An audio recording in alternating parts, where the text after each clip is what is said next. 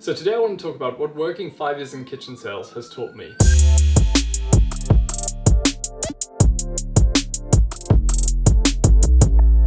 This isn't going to be everything. I've learned a lot more than this, but I just wanted to share some of the highlights and some of the things that I found really interesting. I've been doing kitchens since before this, but with this company since 2017. I think it's one of the few jobs where you get to get a taste of what it's like to run your own business. So I thought I'd spend a bit of time just explaining like what is kitchen sales and what is that process. Kitchen sales is basically you obviously are designing someone's new kitchen. They usually come to you varying in project length. I've had anyone from needing it in a week to needing it 3 years down the road. I've had it all. And basically the whole idea of it is your goal as a salesperson is to convince them to purchase that kitchen in the shortest amount of time so that you can move on to the next client and get them in the process, in the pipeline as soon as possible. So one of the first things I learned is that ownership is everything and you are responsible for everything. Everything is your fault. This is quite a hard lesson for a lot of people to learn. And I've had friends who've come and worked for the company that have really struggled with this concept. If you have tried to phone a client to confirm an appointment and they don't show up, it's your fault. If you have emailed a client to show up for an appointment and they don't show up, it's your fault. It's always your fault. This is amazing for our generation because our generation loves to blame someone else. Oh, it's this. Oh, it's that. Oh, they didn't do this. Oh, well, I called. Oh, well, I tried. Oh, well, I did this. Well, why wouldn't they think that I need to? Whatever the excuse is. Our generation is amazing at making excuses. So one of the amazing things about sales is that it forces you to make the end goal happen. No one else's responsibility. It's you. What's great about this is that, we've all heard that person, well, I tried. In sales, trying isn't good. You are there every day to do one thing and one thing only, is to sell product. If you don't sell it, you didn't do your job. Everything is your fault and you are responsible for everything. If anything happens, it's your fault and it's your responsibility to fix it. And from someone coming out of retail or someone coming out of school, it's a very different concept because at school, it's like, well, just try your best. Sometimes your best isn't good enough. And that's something that, a lot of people really struggle to internalize. But I found it one of the most liberating things because it was kind of like, well, I just need to do everything that I know needs to be done. And if I do that, I get rewarded at the end of it. It will make you so much more productive and so much more honest with yourself of kind of like, did I do everything I should have done with this client? That's the only way you improve, because if you constantly are blaming someone else, you are not going to improve. Point blank, it is not getting better. The other thing that I really appreciated about my time in kitchen sales is that you as a kitchen designer are responsible for lead stage to install. You're responsible to take the lead, which a lead is basically someone who's willing to give you their details in the for the future of sort of booking a design appointment or getting something booked in. You then take them from lead stage to design appointment, which would be a 2 to 3 hour appointment to sell them a kitchen. If they say yes, then through to after sales, which would be kind of like tweaking and adjusting that, and then all the way to finalizing or consolidation. And then from there, delivery and install, etc. Now, one of the best things that I learned with this whole process is from the beginning to the end, you're responsible for that whole process. The great thing about that is that as an individual, because you're responsible for that whole process, you learn a lot by going through that. At the beginning, you learn what to say to get them booked in. In the middle, you learn what to promise to make sure that those needs are met. And at the end, you learn how all those other things that you've done throughout the end turned out. It builds that repetition in you of doing it over and over and over and over and over.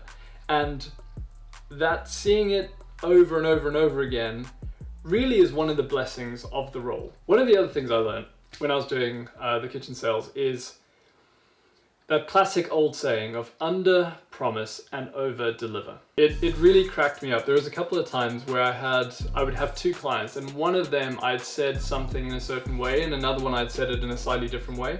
they would have exactly the same experience happen to them and they would react the opposite way to each other. Something I learned very quickly on is to promise them the worst case scenario. It meant that the person that gets them in 2 weeks is ecstatic. They're so happy. The person who gets them in 3 weeks is happy. The person who gets them in 4 weeks is satisfied because that's what I've told them. Expectation is everything. You have got to understand that with people, you tell them something, you got to keep to that or be better. So the other thing I've learned over my 5 years is that effort does not equal outcome, correct actions do. We all know that thing of like, oh, you just got to put in the effort or try harder, all that kind of stuff. That's not been my experience. There was a lot of things I was doing, a lot of things I was trying out that were not being the best use of my time. But that's how you learn, you got to start somewhere. And I think something that I've realized the more I've gone on is that I am putting in less effort at the end of it than I did at the start, but I'm getting more results out of it. You know, it is the effort that you do coupled with the right actions that matters, not just the effort. Effort helps you find the right actions. You do something hard and long, you'll figure out, but it's not the goal. It's not the input that's going to equal the outcome. And yeah, just coming back to the point that I mentioned earlier is that you need to test different things, and the beauty of a sales role like this is that it gives you that repetition, opportunity to try things. It's losing the fear to fail, because with this sort of a role is you are going to get rejected, and you are going to get rejected a lot, and you need to overcome that. You need to get over that fear of rejection and that fear of failing. The only failure is not doing it again.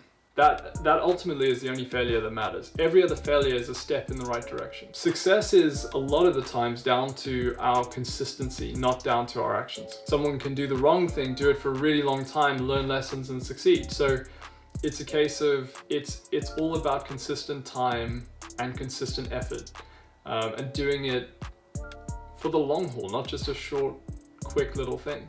The other one that I learned is commission is a great tool for salespeople. One of the amazing things about sales is you get paid in direct relationship to your effort, in terms of, and not even effort, in terms of your outcome. If you sold X amount of kitchens, you get paid X amount. It got to the point that I trusted my abilities so much that I would go, if someone gave me the opportunity, we'll raise your commission by 2% if you give up your base pay, I would shake their hand right there, because I know how much more money I can earn that way.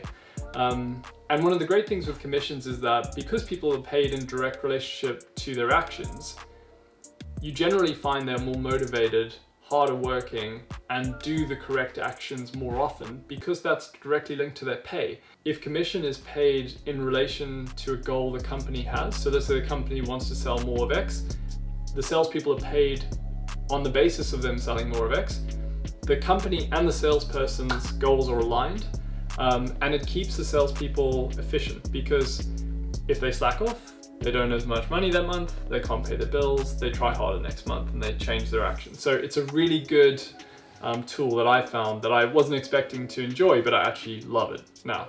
So the last thing I kind of learned during my time doing the kitchen sales thing is most people don't enjoy being challenged daily. In the last 5 years, I'd say of at least 60 to 80 people that have come and gone through the company I've been with.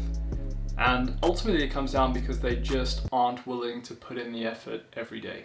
I would strongly recommend you to put yourself in that situation. You will be more successful by doing so. I hope you guys have enjoyed this video. It's something a little bit different. I didn't know if you found this interesting. But if you did, share it with some friends. Let me know if you liked it. And yeah, thanks so much for listening. All the best, guys.